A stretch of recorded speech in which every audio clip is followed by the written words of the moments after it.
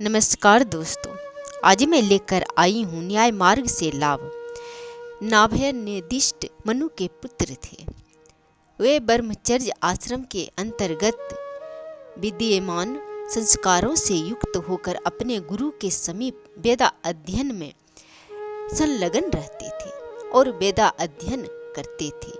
जब पिता की संपत्ति के बंटवारे का समय आया तो नाभा निर्दिष्ट के अन्य भाइयों ने आपस में सारी संपत्ति का भाग बांट लिया और उन्हें कुछ भी नहीं दिया। जब इन्हें इस बात का पता लगा तो इन्होंने अपने पिता मनु के पास जाकर पूछा कि क्या आपने मेरे लिए अपनी संपत्ति का कोई भी भाग मुझे नहीं दिए? तब उसके उत्तर में नाभादिष्ट के उत्तर में मनु ने उनसे कहा कि यदि पैतृक संपत्ति में से तुम्हें भाग नहीं मिला तो कोई बात नहीं है, तुम उसे बड़ी एवं उत्कृष्ट संपत्ति को पाने के अधिकारी हो। इस उत्तम संपत्ति को प्राप्त करने का उपाय बतलाते हुए उन्होंने उनसे कहा कि अंगिरस ऋषिगण स्वर्ग फल की कामना से सत्रयाग 12 दिनों से अधिक चलने वाला सोमयाग का संकल्प लेकर आरंभ के 6 दिन का अनुष्ठान पूरा कर चुके हैं।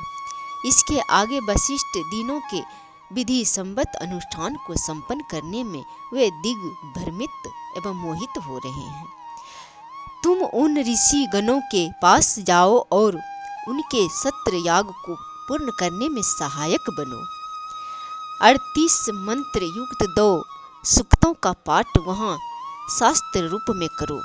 स्रोत यागों में होता नामक ऋतिविक द्वार यज्ञ से संबंधित देवताओं की दिव्य स्तुति रूप संसना पर्सना को शस्त्र के नाम से अभिहित किया जाता है। श्री मनु ने आगे कहा कि इस शास्त्र पाठ के बदले में वे ऋषिगण तुम्हें 1000 गायों से युक्त उत्तम संपत्ति को प्रदान करेंगे। अपने पिता की प्रेरणा से उत्साहित नाभा ने दिष्ट अंगिरस के पास गए और उनकी यथाविधि सहायता की। वे अंगिरस इन ऋग्वेद के 2 सूक्तों के दिव्य सामर्थ्य से यज्ञ की पूर्णता को प्राप्त किए और स्वर्ग जाने की सफलता से युक्त होकर उन्हें सहस्त्र गौरूप संपत्ति प्रदान किए।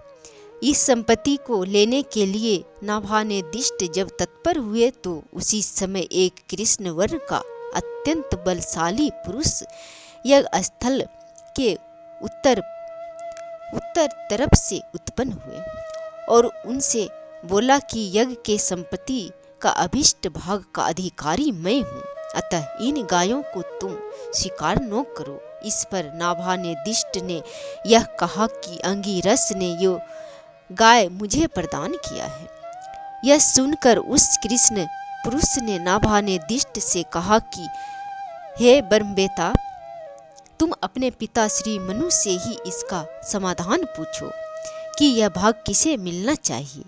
इस समस्या के समाधान हेतु नाभा ने दिष्ट अपने पिता के पास आए और उनसे न्याय सम्मत निर्णय देने का निवेदन किया। इसके उत्तर में श्री मनु ने कहा कि न्यायतः यज्ञ के शेष भाग पर उस कृष्ण पुरुष रुद्र का ही अधिकार बनता है।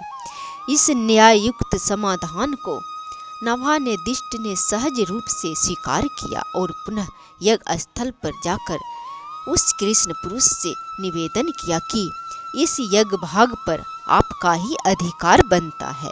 उनके इस सहज भाव एवं सत्य निष्ठा को देखकर कृष्ण पुरुष रूप रुद्रदेव अत्यंत प्रसन्न हुए और उन्होंने वह समस्त गौ संपत्ति उन्हें आशीर्वाद के साथ प्रदान किया और वे सुखपूर्वक अपने घर जाकर आनंद पूर्वक रहने लगे। यह कथा ऋग्वेद में वर्णित है। कथा अच्छा लगे तो कमेंट बॉक्स में जरूर लिखें और लाइक करें और सब्सक्राइब करें। जय श्री हरि।